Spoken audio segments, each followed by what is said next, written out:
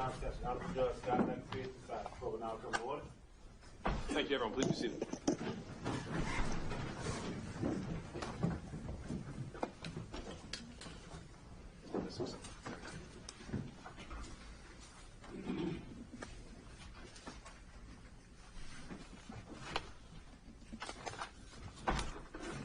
All right, let's go on the record with 23 SC 188947, State versus Sidney Powell. We had two motions scheduled for this afternoon for argument in the hearing. I see Mr. Aurora and Mr. Grubman here. Were y'all joining these motions or just here for moral support? We were just here, and I figured we could talk about what's happening next week. Sure. No, that's fine. I know we've got a couple to get through. Okay, we can do that. In the meantime, thank you for your patience with the verdict. But as you know, when we've got another jury, they're the ones running the courtroom. So, with that,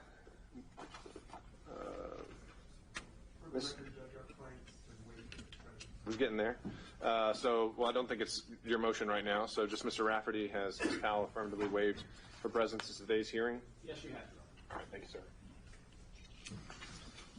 And who's primarily arguing on behalf of the state today? I am, Judge. Okay, Mr. Wooten. Yes. Okay, so I know a lot of these issues may bleed into each other, but it seemed the one I kind of wanted to dive into first was the motion to dismiss for misconduct. And if we can divide the motions, that may be cleaner. But if not, Mr. Rafferty, whatever's best in your argument. Thank you, Ron. If I could, I think my Brady motion will lend itself, if I can start with that one, because some of the issues that I think are raised in the motion to dismiss really start with my concerns about Brady that I've been expressing to the court since literally the first hearing we've had in this case. And for the record, Your Honor, I have somebody here, Abby Fry. She's in the front row of the media section. She has some exhibits that I'm going to ask to have published through the Zoom. She has, I think, logged in, or there's some process that requires her to log in through the Zoom in order to have them put up on the screen. Have you gotten an invite for that? I think we have, Your Honor. Okay.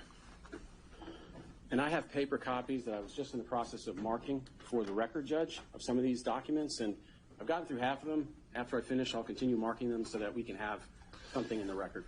Just FYI, I think at some point we'll need to digitize those. So you can. I think we do have them digitized too. If you could just provide that to the court reporter at some point. Of course, Your Honor. May I proceed, Your Honor? Of course. Okay. So where I wanted to begin, Your Honor, and like I said, I've been expressing concerns about Brady from the beginning, and I speak of Brady as if everybody knows what Brady is. I think it's important to remember what it is. It requires the government, it's a case, Brady versus Maryland, it requires the government to produce evidence favorable to the defendant. And as we all know, it's critical to ensure due process. That is to say that a defendant get a fair trial. And it extends to information that supports Ms. Powell's defense. And I've been telling the government since the very beginning what her defense is, Your Honor. And that defense, of course, is number one, she had nothing to do with Coffee County. I've been saying it over and over again. But more importantly, I think also that whatever happened in Coffee County, whoever was involved, whoever was responsible, that conduct was authorized. And so I've been telling the government what it is. And I want to go further than that, though, on Brady, to remind the court, which I know the court already knows, who's covered by Brady. Instinctively, people might believe that Brady only extends to the district attorney's office. Now, that's, of course, not the case. Brady extends to anyone involved in this case. Knowledge is imputed to the government if any of their investigators, including members of the GBI, had information that was favorable to the defendants. They can't hide behind an argument that they looked in their folder, they didn't find what I asked for, and say we've satisfied our obligations. And the case law is very clear on that. So let's start there. You're saying anyone who's been involved with the case. Yes. That's the standard in Georgia? I think, Your Honor, the standard is the prosecution team is anybody who is an integral part of the team. Someone who the DA had authority over. Well, it's not even just authority, Your Honor. Anybody who participated in the case and in the investigation of this case. If they have investigators out there doing work and investigators who are sharing materials with them, those individuals are part of the prosecution team. And I'm going to get to this in a moment. but we just got a GBI report that they got. I didn't get. They got. And so there is a very strong argument that the GBI and the efforts that they conducted in doing their investigation, they're arguably part of the prosecution team too. So we could say that they collaborate. Correct. Would you say that the DA's office has authority over the GBI? Your Honor, I would not say that they're required to have authority over the GBI. The argument is not whether they have authority over anybody. The question ultimately is who is participating in the investigation and prosecution of the case, whether they have authority over them or not. And if they have access to their materials, to their files, to their information, that information is imputed to the government. And going further, Your Honor, Brady material has to be produced regardless of the form it is in. That means that you can't stand behind the idea that this hasn't been memorialized in a written report, so I don't have it. You have it in whatever form, and I've cited a case. It's U.S. v. Rodriguez, 496 F. 3rd, 221. It's in our reply that I filed today. I hope the court has a copy. It's a Second Circuit case out of 2007 that holds the obligation to disclose information covered by Brady and Giglio rules exists without regard to whether the information has been recorded in tangible form. So if somebody says something, the government can't say, well, it wasn't written down, so it didn't exist. And so in this case, that becomes important in a moment. But one last point that I raised at the last hearing about Brady, that is the government cannot bury Brady material somewhere in an enormous dump of documents and claim that they satisfied their Brady obligations, which is what we heard during the last hearing from Mr. Wade, that we've turned over discovery, therefore we've complied. We heard it again in the response to my Brady motion that we've turned over discovery, therefore we've complied. That's not the law. The law is not you've complied because you've turned over discovery, especially when you've been given particularized requests for Brady, specific Brady material. And in this case, Your Honor, I've made repeated requests, which I'll put up on the screen in a moment, in the form of a letter, in the form of emails, asking for very specific categories of documents. And the government can't say we've turned over discovery and say we've satisfied Brady, because those two things are not synonymous. Brady has to do with favorable information, and when you've been given specific requests, you have an obligation to find those things. If they exist, at least ask. And I've cited a number of cases. They're all on page 8 of my reply. And I specifically note U.S. v. Thomas, 981 F. sub 2nd 229. If I can just have a moment, Your Honor, I'll read the quote.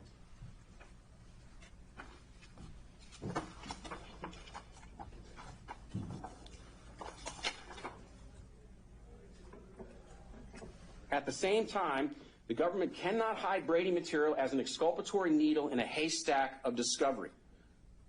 And that's a case in which the decision, I believe, was reversed, because there was materials turned over for sure, but you can't argue that you've satisfied your obligations with respect to Brady by just dumping terabytes upon terabytes of documents. And so I set that foundation, Your Honor, for sort of what I have contended from the beginning is Brady. I'm not giving some blanket, give me everything favorable. I'm not doing that. I have not done that.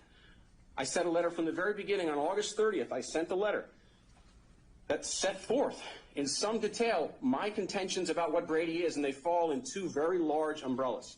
The first umbrella, as I've always said, is Ms. Powell had nothing to do with Coffee County. She didn't have anything to do with it. I've been contending that. I've been contending that there's evidence that shows that. So that testimony, emails, documents, other information that demonstrates that people were asked, what do you know about Ms. Powell connected to Coffee County? And they say nothing. Never talked to her, never spoke with her, never met with her. All of that information, Your Honor, I've been saying is Brady. So that's one category of information that I contend is Brady. The second is the question of authorization. And that, Your Honor, I just want to give the court an analogy for what I'm talking about. Authorization is not as simple as, does some statute or rule or law say you have to go through certain steps in order to get authorization? That's not what I'm speaking of, Your Honor. What I'm speaking of is, did the individuals associated with Coffee County, in words or in substance, authorize the activities in Coffee County? And the reason why I think that's important, if I can give you an analogy. And it's a simple analogy, but it's the way I'm thinking about this, and it might help the court, it might not. The analogy is this. Suppose I have a house. Suppose I own that house. Suppose it is my house. And I have a child and a son. And my son has friends. And he has some friends I like, and he has some friends I don't like. And I have some friends of his that I don't want in my house. and I don't want them in my house, and I tell my son I don't want them in my house. I go to work one day, my son's sitting on the couch, he's got his Xbox, the doorbell rings, and who's at the door? One of those boys who I don't want in my house. I don't want him in my house. I told my son that. Now, my son is home alone. He's playing his Xbox, and one of his friends who I don't like, but he likes, comes to the door. He lets him in the house, and they play Xbox on my couch for 2 hours. I come home, I see this young man who I do not want in my house. He's not allowed to be in there. I see him in my house. I go down to the Fulton County Sheriff's Office and I say, I want this young man arrested for trespass because he was not authorized to be in my house. The fact of the matter is, Judge, the Fulton County Sheriff's Office would laugh me out. So authorization, Your Honor, is not just whether I authorized this young man to be in my house. It's whether somebody did who he believed, as a resident of that house, was authorized to let him in. So my point is, Your Honor, and what I'm trying to get you to is, when I speak of authorization, it's documents, it's materials, it's communications. Whether or not, in fact, the individuals involved were authorized, that people believed they were authorized. And there, we contend, are numerous documents and materials that lay that out. And so, as I said, I've made numerous specific requests. If we can bring up page 1 of my Brady letter, just as an example, and I have this marked and we'll send it to the court. I think you attached it to the motion, did you not? I did, Your Honor. Okay. It's the 37, Yes. essentially almost like interrogatories. Correct. Okay. But a very specific request about the same And issues. that's where I kind of want to focus here, because I think I agree with you. As you define Brady, it makes perfect sense here. And where I'm getting held up is the process you're outlining, where if you haven't identified a specific record that you contend exists that you don't have, you've done that with the Scott Hall transcript, and I think they're working on that. But what is this? What is this process supposed to look like? It seems like you're expecting them to essentially highlight for you everything in your case. Well, actually, Judge, if I could just get to my reply, because the law makes very clear. I mean, no, this haystack argument is one that I want to look closely at. But if they're saying that, first of all, the timing of a Brady disclosure is up until the point of trial. Correct. Right? And I think Georgia law even explicitly says there's no such thing as a Brady violation until the trial is concluded. I'm just unclear about exactly how you contend this should look like over the next 2 weeks. Well, if you look on page 6, top of the page, there's a number of sites that speak to that, Your Honor. And when it speaks of Brady, and it cites the Jones v. Medlin, 302 Georgia 555, and a host of other cases. And the last sentence says very clearly, the individual prosecutor has a duty to learn of any favorable evidence known to the others acting on the government's behalf, including the police. What I'm asking, Your Honor, is I very specifically asked, and I didn't just ask for the Hall documents. We're going to get to what I also asked for when it comes to authorization. And I'll explain to you how I came to that. But very, very quickly, Your Honor, if I can just put up a couple of other documents. Did you get that? We can bring up the page 1 of my email from September 11th, which also I believe was attached, 2023. So the first letter was 30 some odd numbers, right? Then we go to page, if we go to Exhibit 2, first page, this is actually, we can go to the email, this one right here. Very narrowly pinpointing the specific request, Your Honor. So it's no longer 37, it's 3 or 4 really key items that I contend they're obligated to search for, okay? And what's important, Your Honor, is with respect to my first letter on August 30th, with respect to this email, as I laid out at the last hearing, I got no response. Nothing. Nothing. And I understand that Brady continues, but we're talking about due process. I'm telling you specifically, government, this is what I contend exists, which you have. And the case law shows you should at least ask. Ask the agents. Ask the participants in the investigation, the people that are in this case. Do you have this stuff? So we had the hearing. I took the court's point about Brady, about the parties communicating, and I sent another email. If we can bring up Exhibit 3.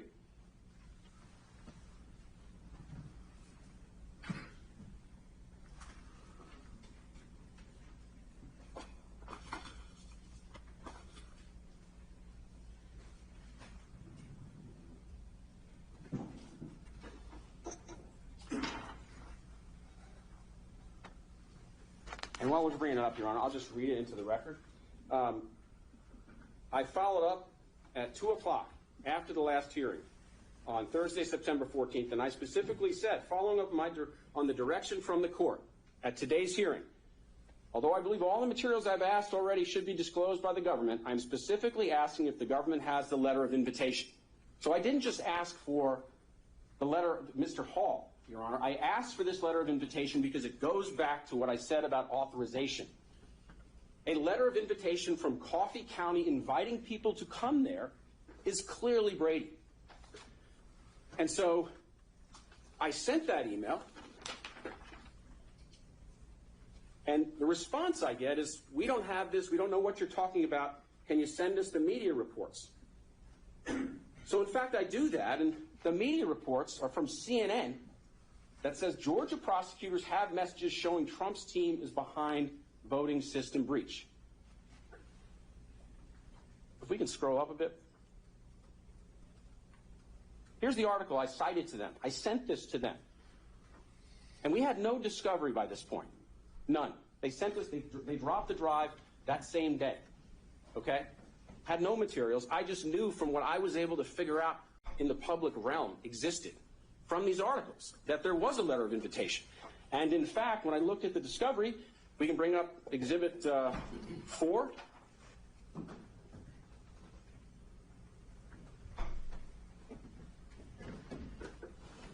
These should be the Sullivan-Strickler text messages.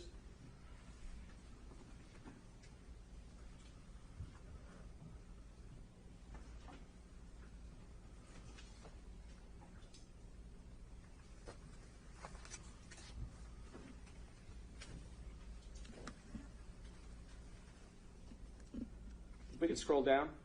This is the first page of some documents that we discovered after we got discovery, but we're also involved in the curling litigation, and this is a critical document, Your Honor. This is a text message from Jennifer Jackson from Sullivan-Strickler, but she's really just cutting and pasting a text message from one Kathy Freese, a lawyer who worked for the Trump campaign, and what she says is, most immediately, we were just granted access by written invitation to the Coffee County systems. Spelling mistake there. Yay. Putting details together now with Phil, Preston, Jovan, etc. So this is where I'm getting this letter of invitation. So when the government said in response to my email they didn't know what I was talking about, that was troubling. But then when I sent them this article, Mr. Wooten responded again and said, we reviewed the article and do not have this letter. Didn't appear to know that it even existed. That's what they said, and that's as of September 18th, 2023, Your Honor. That date is important.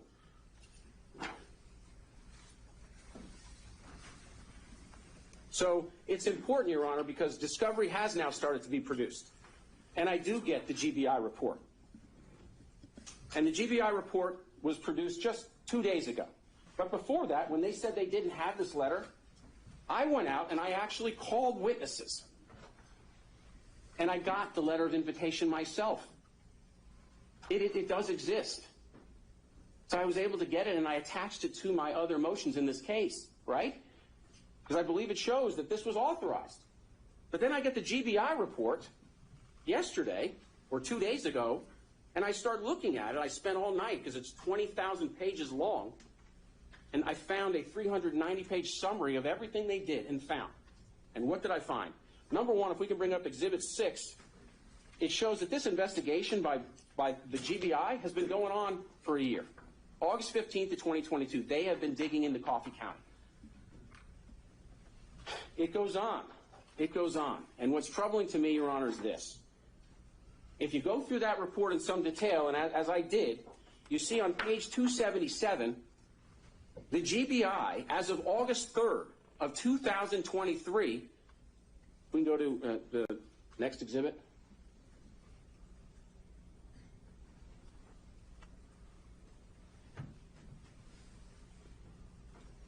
This is a report, Your Honor, that shows that, in fact, if we can scroll down, they had the letter of invitation, and they also had the request that preceded it. And there's two critical things from all of these. It's a 5-page report, or 4-page report, Your Honor, I can submit for Your Honor review. It was attached to my motion, my reply today. It shows two things. Number one, the request to get into those systems was not from Sidney Powell. That's the first thing. The second thing is they authorized it. And it goes on to analyze that authorization. And what's critical, if we go up again, they had that information as of August 3rd, 2023. The GBI did. The GBI did, which arguably, because now the government has it, they're part of the government team, Your Honor. And it demonstrates that as of August 3rd, they knew that, number one, Ms. Powell wasn't involved, and number two, that it was authorized. And that knowledge is imputed to this government team. So when they respond to me, and we'll go on, Exhibit 8 is, another pages from this report, page 345, from that same report, where they go through 10,000 emails that they happen to have of Misty Hampton, 10,000. Of the 10,000, they note 3,000 were between November 1st of 2020 and March 1st of 2021, and they say they found 7 emails of particular interest, Your Honor. What do they all have to deal with? Authorization provided by Misty Hampton and the fact that this individual, Preston Halliburton, submitted some requests to get there. So 10,000 emails, they find 7, all of which are exculpatory to Ms. Powell, none of which were produced to me. Instead, when I ask for these letters and for this information, I get told by the government, we don't have it. Well, in fact, they did. They did have the letter. They had it the whole time.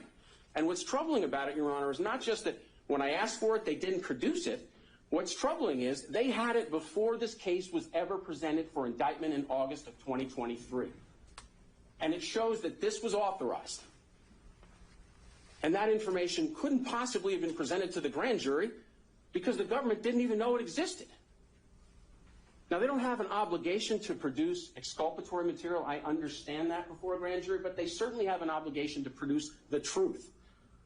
And it raises questions. What law were they instructed on about authorization if Misty Hampton's letter authorized this?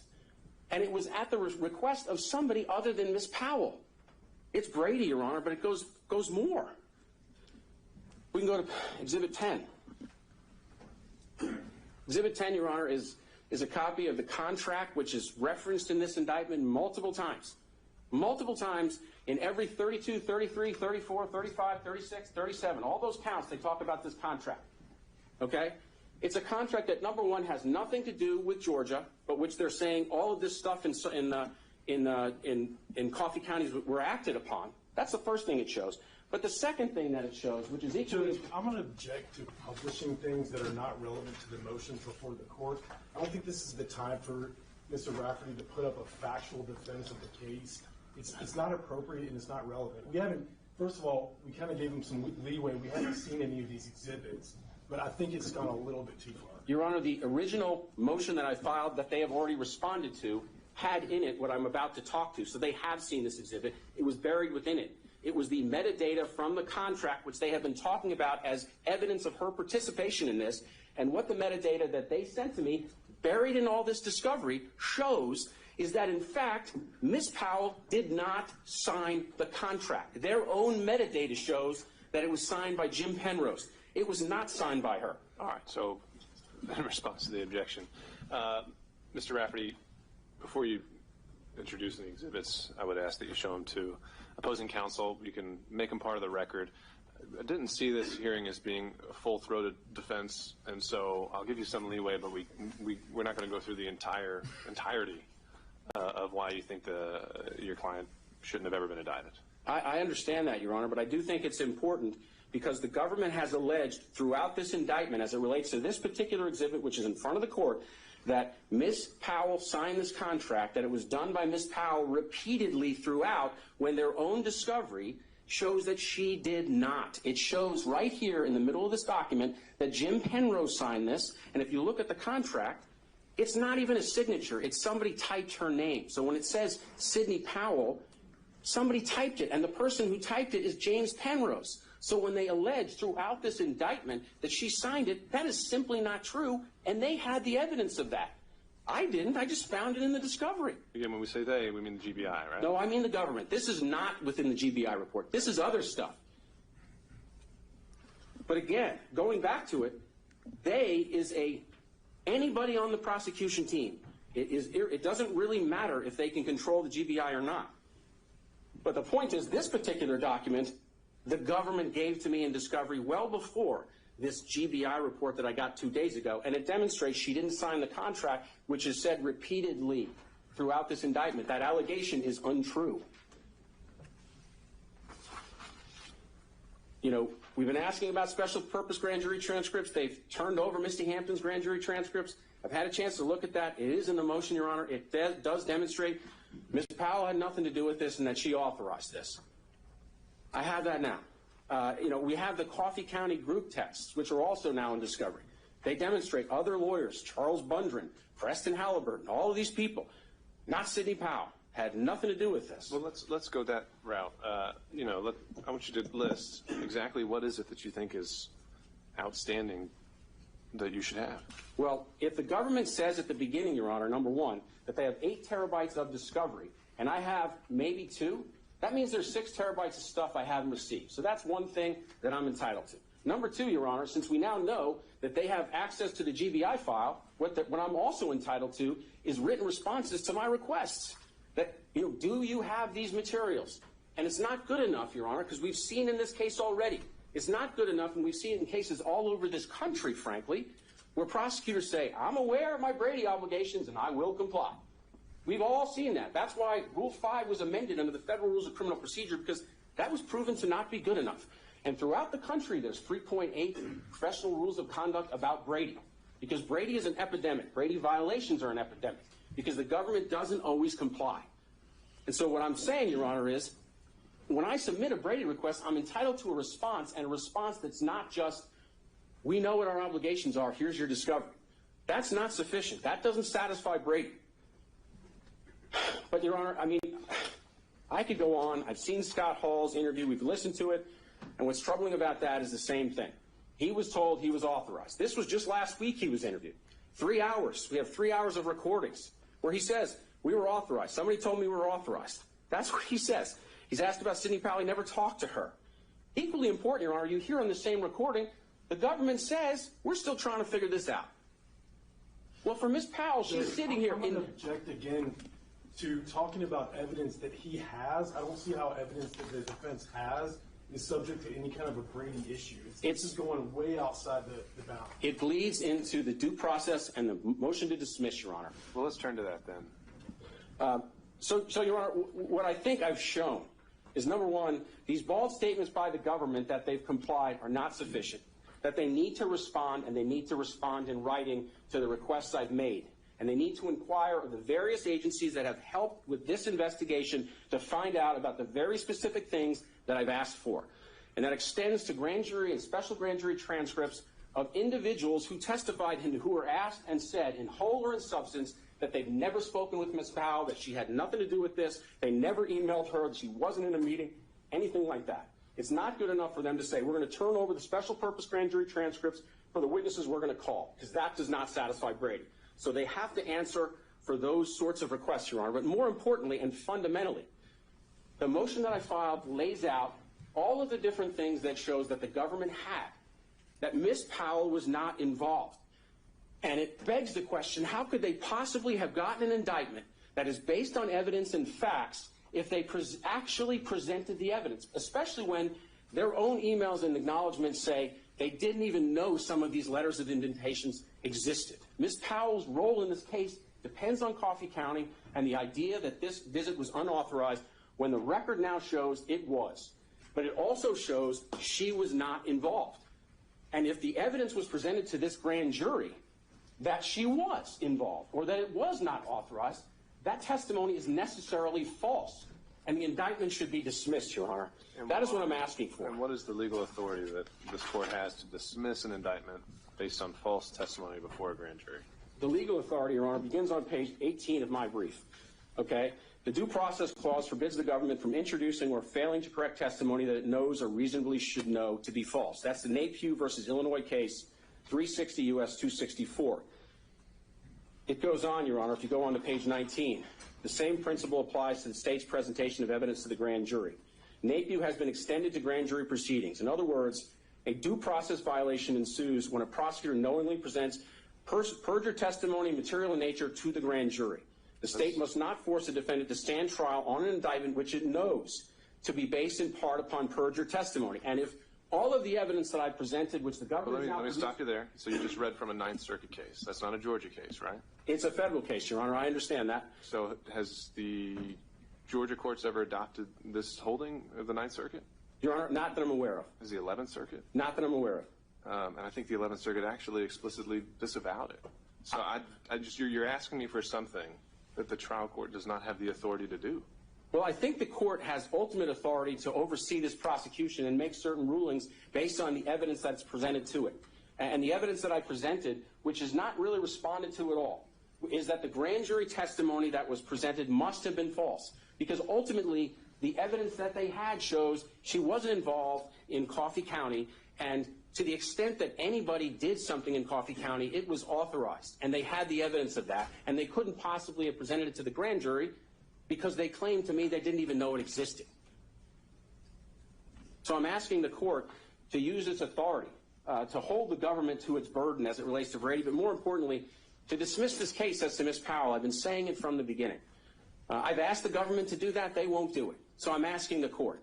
We don't need to sit through a 4-month trial, which they have said, where they know that the evidence is Ms. Powell was not involved in this, and this visit to Coffee County was authorized. I'm going to be sitting at a table for 4 months where everyone in the courtroom, Your Honor does, everyone on the defense team does, the court reporter knows that that's not right except this jury. They're going to be sitting here waiting for 4 months. Does that seem like consistent with due process? I submit it's not.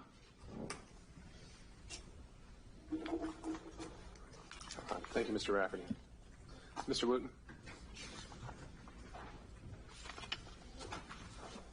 Judge, I do have a PowerPoint and a couple of exhibits that I'd like to have them to give. What would happen if the subscription ever expired? I don't know.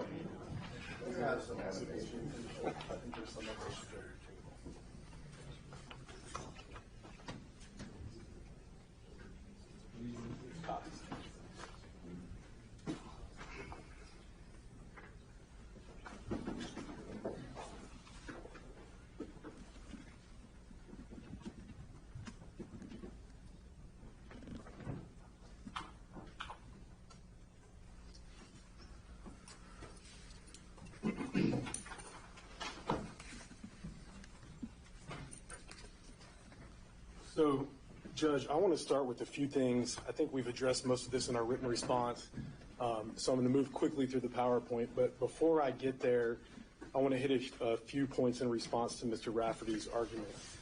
First of all, we heard a lot about his version of the facts. As we've pointed out in our response to this motion and other motions, this is not the time or the place to argue the facts. That's for 12 people that are going to sit in that box right there, and I guess the court said about 6 alternates. That's who that type of argument needs to be made to. Not the state, not Your Honor, but to the jury. He said over and over that his client was not involved. He said over and over that there's some letter of authorization that let her do what she wanted to do if she was involved. Once again, completely outside the boundaries for this type of hearing. Those are all things that the state believes it can prove beyond a reasonable doubt that are incorrect. We believe she was involved. We don't believe that there was a letter that granted any kind of lawful authorization, but we'll save that for the jury. Again, Brady doesn't apply to materials that the defense has. And I'll dig a little bit more into that, but we've heard over and over about Brady this, Brady that, and then I learned this from the state. The state gave me this in discovery. I don't see how things that are in the defendant's possession are subject to any kind of a claim whatsoever under Brady. Also, we heard a needle in the haystack argument. The fact is there is a lot of evidence in this case. We did request an 8 terabyte hard drive. That doesn't mean we have 8 terabytes of discovery.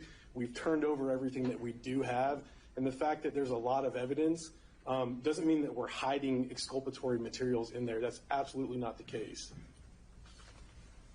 Also, Judge, you asked Mr. Rafferty for the legal authority to dismiss this indictment, and he gave some explanation, which, as the court correctly pointed out, is not controlling law in Georgia. In fact, is kind of the opposite.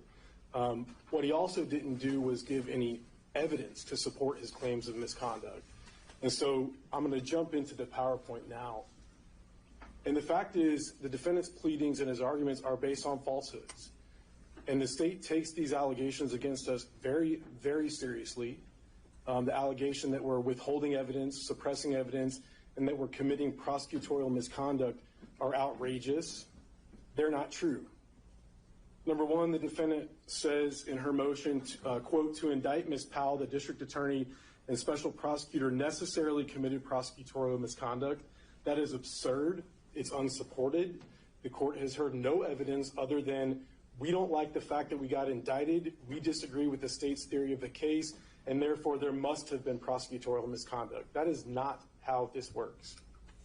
Number two, quote, Sidney Powell is innocent of all charges alleged in the indictment. Because of this, the state necessarily has possession of significant evidence that exonerates her of all charges. Again, that is absurd and it's unsupported.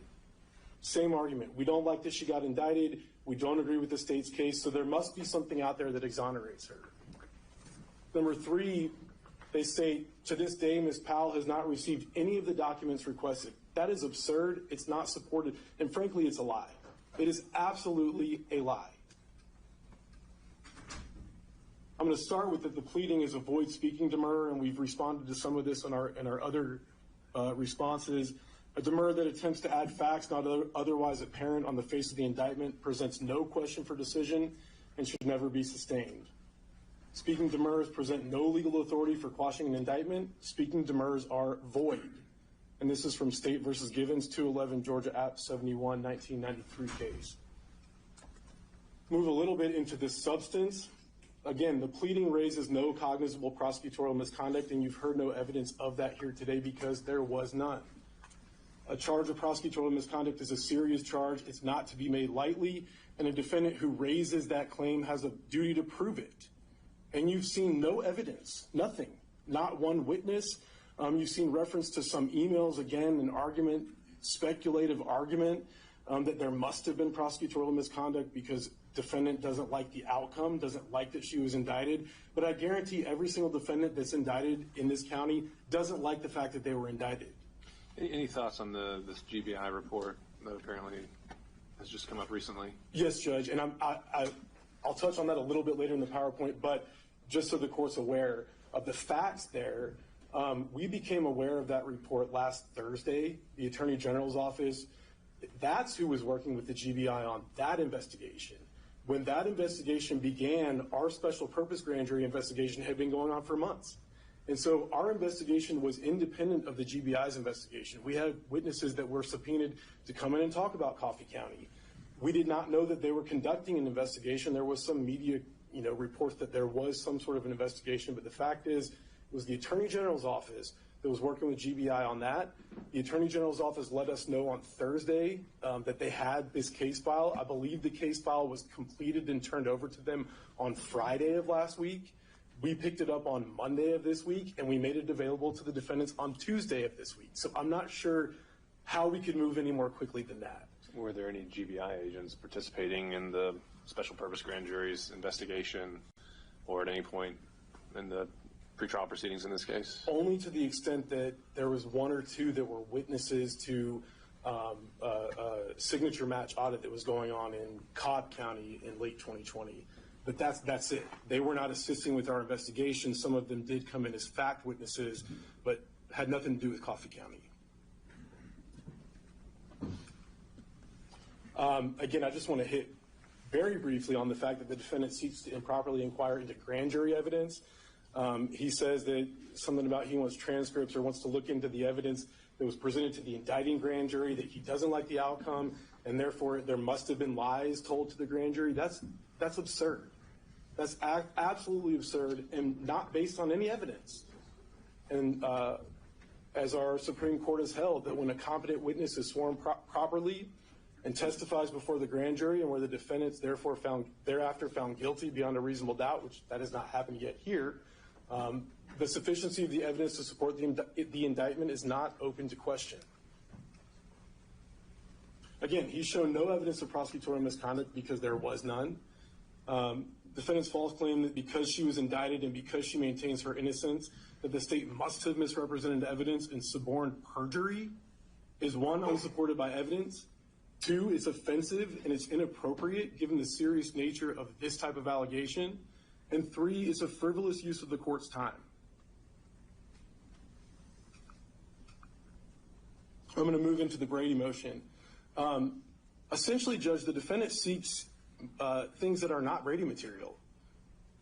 And to quote our case law, to prevail on a Brady claim, one must show that the state possessed favorable evidence, that the defendant did not possess that evidence or could not obtain it with any reasonable degree of diligence, that the prosecution suppressed it, and that there's a reasonable probability that the outcome of a proceeding would have been different. That's coming from Waldrop v. Head, 279 Georgia 826, a 2005 case.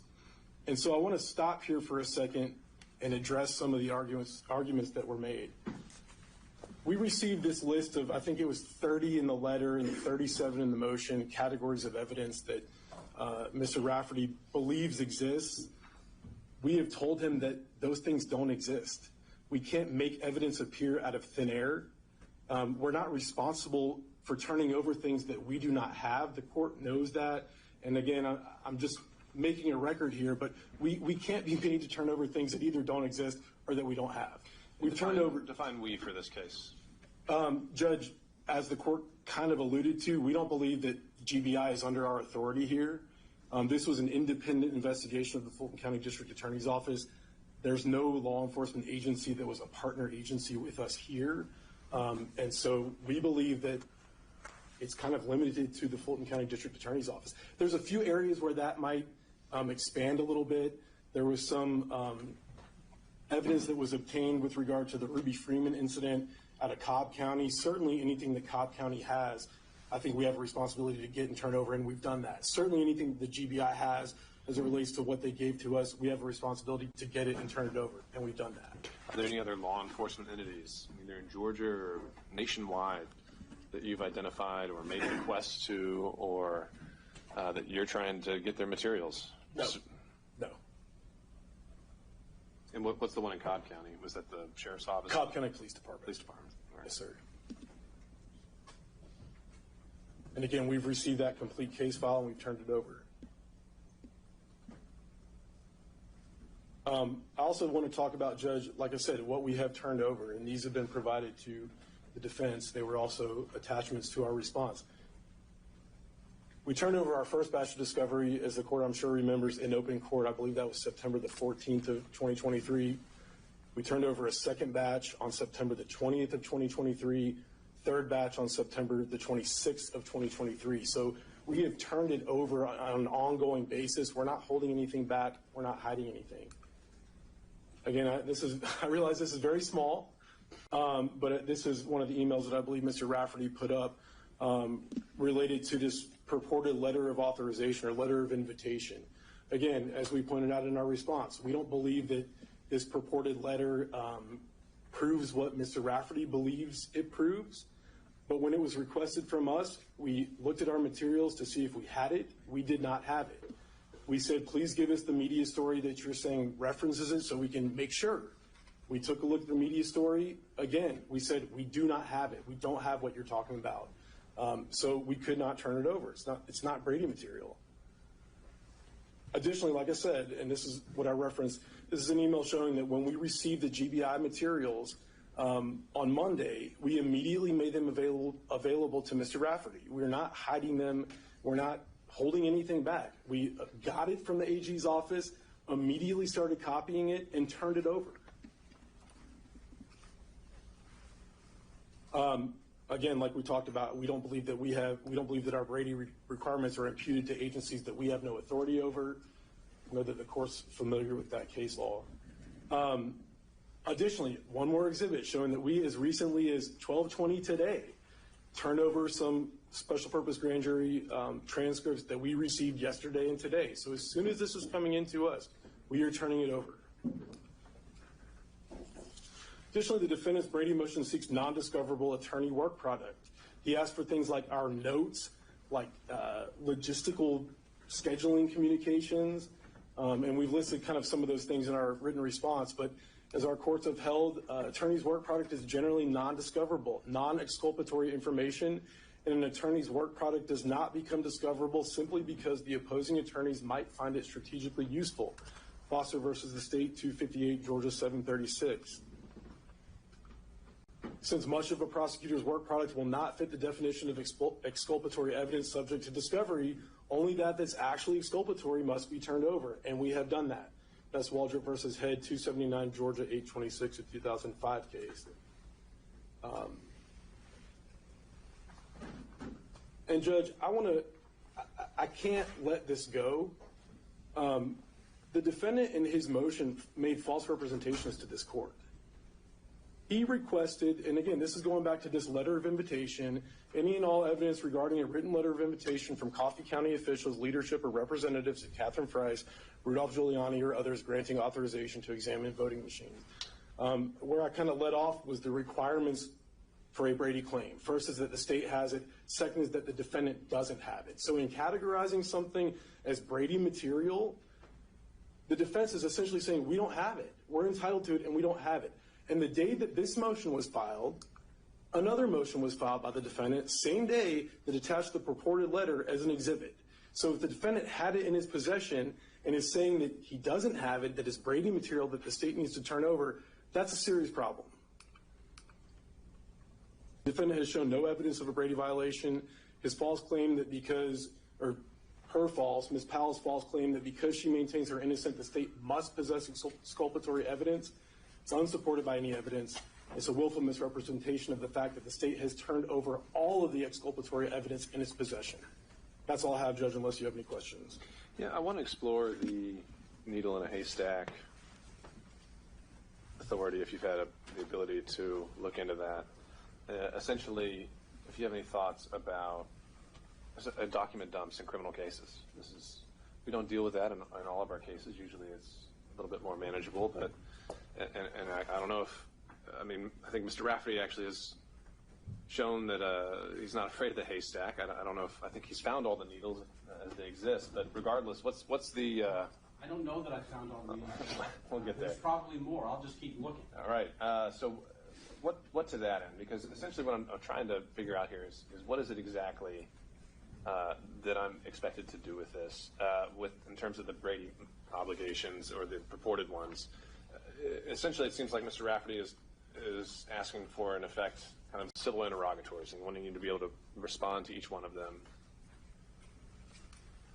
So that's what I kind of want to put to you is what's your position on that, and to what extent does the state have an obligation to point to things within the 2 terabytes of data? Sure, Judge. I don't... What legal authority suggests it one way or another? I don't have those cases in front of me, so I could provide a written response if the court wants to, but that would actually cite to authority. But I can say the state's position is that we don't have to say, hey, here's the folder of all of our worst evidence or all of your best evidence. That doesn't make any sense. We've turned over all this evidence in an organized fashion. It's not like it's one folder that has, 50,000 documents that have no titles or description or anything like that. It's organized in such a way that Mr. Rafferty can go in and find the Coffee County stuff. And so I don't think we have an obligation to narrow it down any more than what's a reasonable organization. I don't think we need to say, hey, these are, our 5 worst facts. Here you go. Good luck with your case. I just don't think that that's the case, Judge. That's our position. And again, if Mr. Rafferty wants to give the court some specifics as to how it's too difficult for him to filter through the way that we've turned it over, I think it's his burden to show that. I don't know what's difficult about finding the discovery because he hasn't said specifically what the challenge is. I'll say it now, Your Honor. There are folders that say Coffee County, and there's a handful of documents in there. There are other folders that say miscellaneous documents or miscellaneous digital. And buried within there, I find something that is from Coffee County. Extensive documents, attachments that have no descriptor. They're just a number. If I click on it, wow, there it is. The metadata that I described in my argument. I just happen to have somebody else helping me look through all this stuff to find it. And I've asked for very specific things, Your Honor.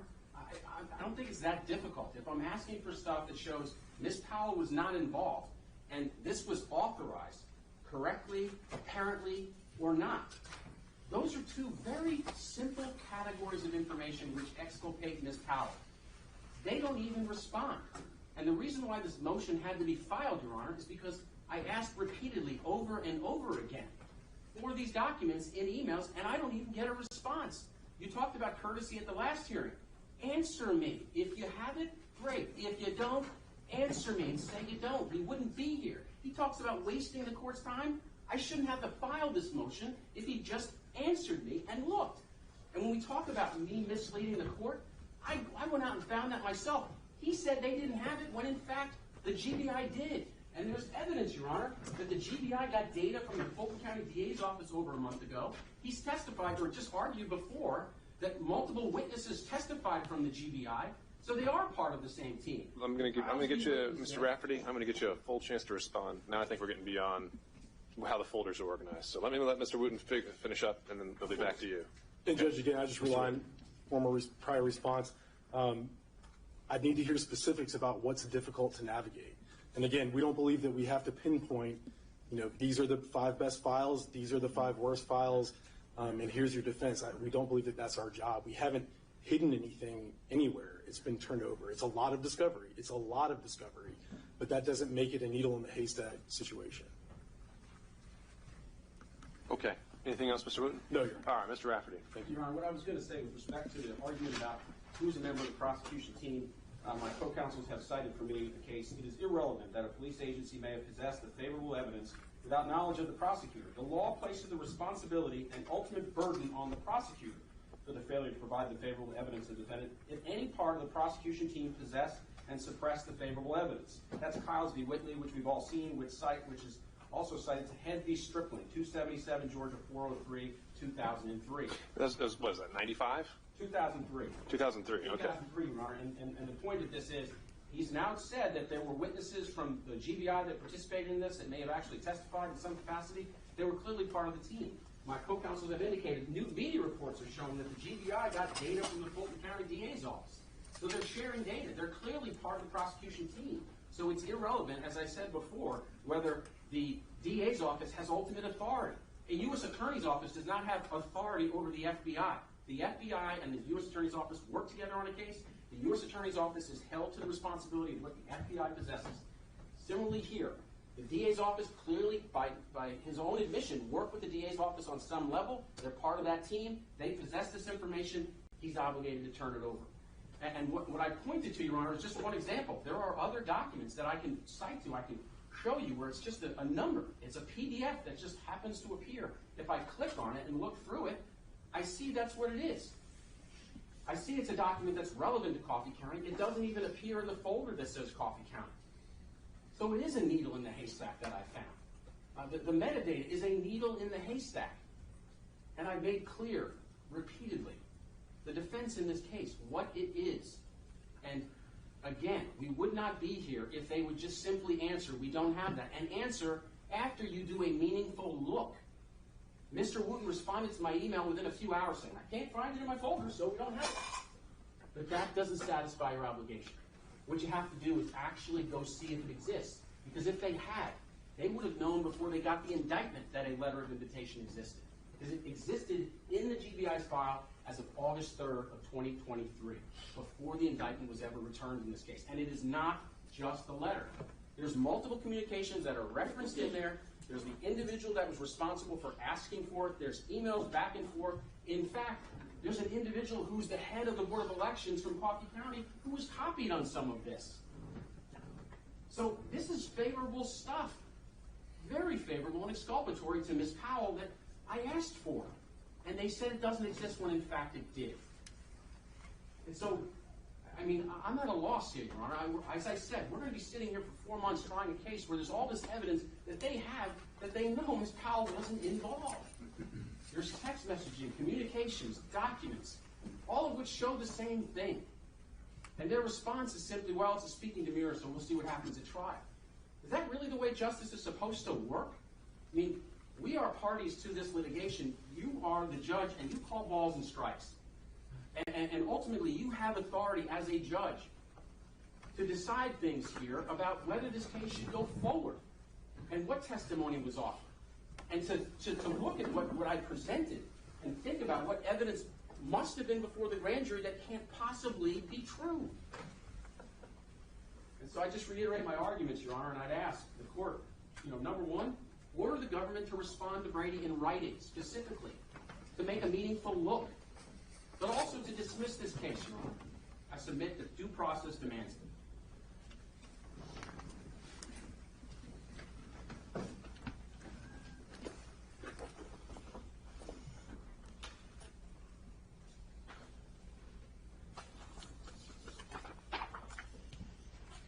All right. Well, thank you to both sides for being flexible today as we make our way through these motions. So I think it's safe to say that both sides vigorously believe in the strength of their case. And I don't think there's any denying that. And assuming without deciding that the state's case survives the other pretrial motions, when two sides believe that, that's why we have our jury trial system. I think we'll get to the Brady issues, because obviously I think in a perfect world, everything gets turned over in one batch all at once, and then we can just focus on interviewing witnesses and stickering our exhibits. But I think the reality is we've known, anyone who's tried a case, is that things ebb and flow, and certainly in a case as complicated as this one, discovery can be a evolving thing. So I think at a minimum, at this point, the defense motion to dismiss an indictment. Obviously, Mr. Rafferty has put forth what I would think be a thorough and presentation of what he intends to argue. It's got his exhibits. But in terms of where we are procedurally, that continues to be my focus here. And there's a Ninth Circuit case that applies this to grand jury proceedings. There's nothing in Georgia, and there's nothing even in the 11th Circuit as persuasive authority. And the idea, what we saw in the Olson case, which we've already talked about from our previous hearings, is that dismissing an indictment is also something where you have to show prejudice. It's something that's not done lightly, and it has to be something that's done with a concrete reason. And just purely on procedural grounds, I don't believe that this motion to dismiss for misconduct, and is it pronounced Napu or Napu? I don't know. But I don't see that as clearing just the procedural bar of being something that's under the court's authority. Because this isn't something where, as the Constitution says, it's the jury's role to decide contested issues. And I believe if the state wanted to, they could have sat here and we could have a preliminary trial that would last weeks as well. But that's not what we want to do. And certainly I can sympathize with the idea that someone who vigorously contests and believes in their innocence doesn't want to have to sit through a long trial. But that is the state's right to do. I can limit it in certain ways if there's a 403 cumulative issue. But that's simply the process as it stands. So when it comes to the Brady issue, though, it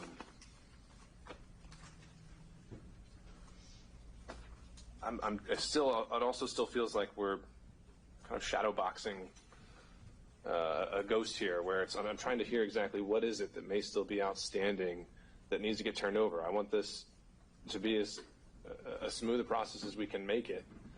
I'd looked at authority before coming here that says that in terms of what's part of the prosecutorial team, is not simply a blanket the police. It has to be someone who the state has authority over. So I'm not convinced at this point that the GBI qualifies. They're telling me that they received this evidence 2 days ago. They turned it over. Excuse me, it was Monday.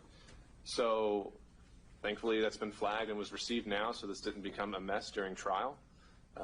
Hopefully these issues are limited. But I need to hear more exactly about what it is concretely that the state needs to be doing, or what is expected to be ordered. I guess what's been asked is that the state be ordered to reply to each of these 37 questions, or some iteration of how they remain. I'll take a look at the case law presented in there, and so certainly the intent at the last hearing was that yes, it would be nice if the state could point to some of these issues and answer some of these questions, but ultimately what's nice is not necessarily what's required. So If I could just be heard, yes, sir. Again, The state has taken the position that they're only turning over special purpose grand jury transcripts for individuals that they plan on calling as a witness. The court can order the government to look at all of the grand jury transcripts and respond if there are any other transcripts where somebody has been asked questions about Ms. Powell that shows that she was not involved, she didn't get the email, she wasn't in the meetings or something else. They can do that. And if they exist, they can actually produce those. If they don't exist, they can respond in writing. Because if subsequently in a later trial, Your Honor, because I've been through this, in another case that Ms. Powell did the appeal on, this U.S. v. Bailey, it was out of the Fifth Circuit, where the government refused to turn over Brady material. It was related to the Skilling-Brown-Enron case, right? A subsequent trial of other defendants who were more prominent than my client revealed in other transcripts that they didn't turn over to me that, in fact, there was Brady. The case got dismissed, and Ms. Powell wrote a book called License to Lie about the whole thing. Okay? So there's a trial after my trial involving the President of the United States and 16, 17 other people. Things will come who are up, probably I'm gonna sure. Get those transcripts. And if that stuff gets turned over, we've got an issue. If there's Brady. So what you've given me the first kind of concrete example of something that maybe we can explore and that the trial court can do. What do you think, Mr. Wooten? Judge, if I can have just 1 second. And Your Honor, of course, if you do order that, we would like the same for Mr. Chesler. Judge, we don't have any issue with reviewing for exculpatory evidence in those other transcripts. I believe we have done that to some extent, but we can take another look to make sure and turn over that anything that tends to be exculpatory. I think that's part of our understanding of our duty. We understand that. And to be clear as well, I think it had been mentioned in the filings, there is no transcript for the grand jury that heard the case, right? That's correct, Judge. Okay, and I think that also goes to the motion to dismiss the indictment. Again, these may have something that is viable federally, but there's not even a transcript for the court to review, which is what the defense requested in its original motion. So I think that's another reason. Again, written order to follow, but again, why I think that motion to dismiss just isn't going to have much legs. Other So, documents yes, sir. that I have a suggestion on. There are probably investigative reports which haven't been turned over yet. I'm sure that there's interviews of witnesses that haven't been turned over yet. I do not know, but I assume that those are forthcoming. I assume there's interviews of the people that are going to get called as witnesses. If those witnesses have said similar things that I described like I described as it relates to the special purpose grand jury, that's Brady material. I'm entitled to it. Other documents similar to that. To do a meaningful inquiry of the documents themselves and their notes. I'm not asking for their work product. I'm not asking for every single slice of their case. I told you what I contend is Brady. They have an obligation to look in their notes. If they met with somebody else that they did memorialize the report for some reason, look in your notes. Did somebody write down, oh, they said Ms. Powell had nothing to do with it. Ms. Powell wasn't there. Ms. Powell wasn't a part of this. If they wrote that on a piece of paper, a scribble scrabble, I'm entitled to it. They can look at those things. So that's what I'm getting at, Your Honor. The court at least has the authority to tell the government to go back and look at all of this stuff and Sure. ask the agencies. Mr. Wooten? Judge, we've turned over all the reports, all the witness interviews. It's all been turned over. Everything that was just listed. I take a little exception to the statement that I'm not asking for their notes because the motion asked for all notes that have to do with anything with Sidney Powell. I think we've addressed that in our response. But all of those things that he's requested. I think we're narrowing in more on what we can actually do in this pretrial phase and what actually could be considered Brady. So to that end, if there is something in a note that's exculpatory, that's an interview of a witness that wasn't memorialized elsewhere, I think that would be an exception generally to attorney work product as it applies under the case law. So we can file an order directing many of these things, and the states would have the obligation to double check and triple check. And if during the second or however many trials we have, something else comes up, then the state's really setting itself up. We don't have to go down there. But I think we're clear there. Mr. Rafferty, any final thoughts or anything else that you would want to see in that order? Your Honor, can I have 24 hours to make any additional suggestions that I can submit to the court? That's fine. As a filer? We'll just do this. I'll get a proposed order, and I'll be willing to consider that. Thank you. Okay. So we'll consider those motions handled. Mr. Aurora has raised his hand. Yes, sir. Judge, government filed the notice and reservation of rights to discovery on September 27th, and you said that opened up the door. So we talked about they turned over everything. I think you said the special grand jury witnesses now need to be turned over based on what they filed. So I just need to know on the record, have they given us all the special grand jury is? Sort of hinted that they may have to based on the reservation of rights. Well, I may not have been too clear on that. That was at the case management hearing you're referencing? Yes, Your Honor. Right. I don't think I really jumped in and issued any kind of order or ruling based on some of those motions that have been filed in response.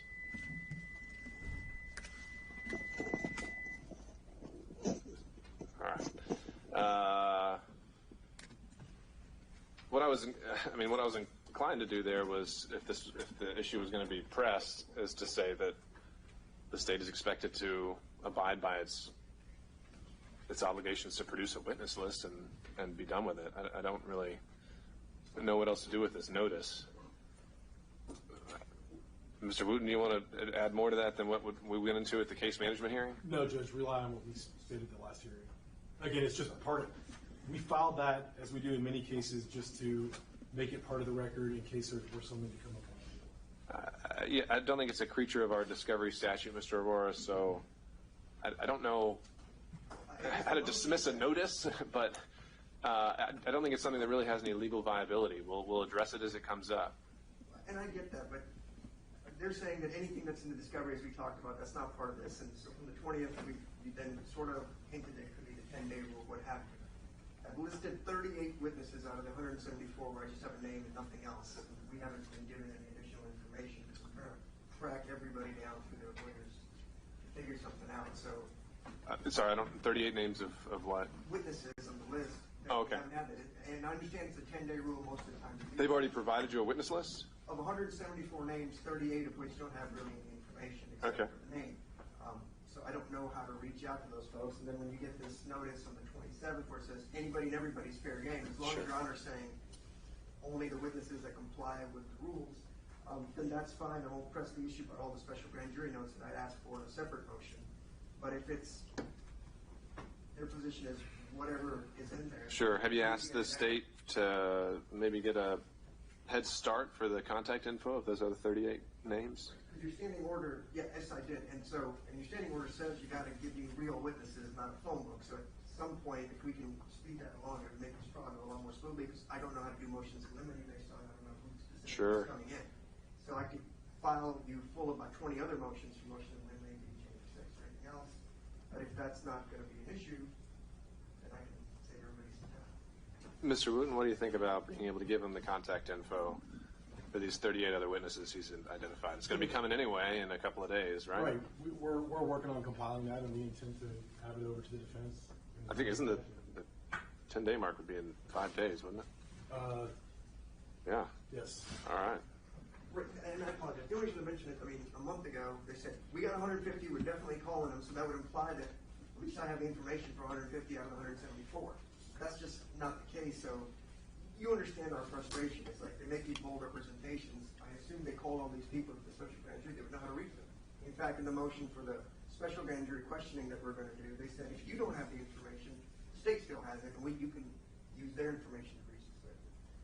You understand. You can't say I got 150, I'm calling for sure, and then say I don't know all their information. How to get in touch with them. Right. That would be an interesting approach, to think you could call someone and maybe they're out of the country for a couple of months. Who knows? So I would think that by the time we've got a hard list, we know that we're actually going to call them. Okay. And in terms of following up on that, the grand jury interviews, I think as indicated, we'll be making contact. Obviously, we've been tied up in another jury trial, but planning to do that, if not tomorrow, very shortly. I think, Mr. Aurora, you just wanted to have another mini case management hearing here, which is useful because I know I know we'd indicated perhaps Monday would work for hearing demurs and other things. I forgot to realize Monday's a holiday, so maybe there might be scheduling issues. I don't think it is for the county, but I think it's Columbus Day, right? I don't. So regardless, actually, I think Monday might not be ideal because I'd actually want a chance to read and digest what you're filing in response. And I found 2 replies already. Sure. 2 more coming It just takes a while to go through. So Monday was the 9th we had talked about.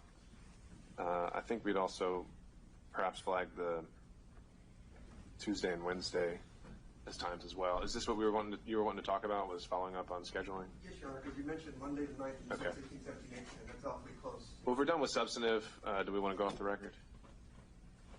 Okay, all right, so we'll be off the record. And so just talking scheduling, yeah, the 9th is closed, so can we look at the 10th and 11th alternatively? That's fine, Your Honor. Okay, State will be ready whenever Your Honor. all right, and then we'll figure out, I think we already had some of the other defendants coming in the morning on Tuesday, so perhaps Tuesday afternoon would work. What else? It's a great question. I didn't have to write it, so I was leaving that on you. Monday? Okay. So then potentially we can use some time next week to start going through that as well. So how about this? Let's flag the 10th and the 11th, just the afternoons. Yeah, I think let's do 1:30. So we'll note we need to get through the questionnaire because we need to start getting those printed. Which motion would you like to or do you just want to issue an order like you did last time? Yeah, no, I'll end up issuing an order. I think the ones I definitely need and want to explore with you all would be the focus on the RICO demurs. So I don't know if we want to do all that on the same day. Maybe we'll divide them up. Let me take a look at again how many different ones we have. I think every one of them has been adopted by Mr. Rafferty, right? Yes, sir. Okay. And I think the other, I'm sorry I'm sitting, I'm just trying to That's talk to fine. the microphone. I think the other lawyers did it too, and some asked if their angle can be argued. I think you said no, some of the. I just don't think we have the time. I really don't, and I think that to the extent they've got different arguments that can be preserved, that they will be. It would only be as addressed to particular defendants who have adopted and are here, and that's where we are. Read the briefs and the response brief. I would also ask the court to consider. This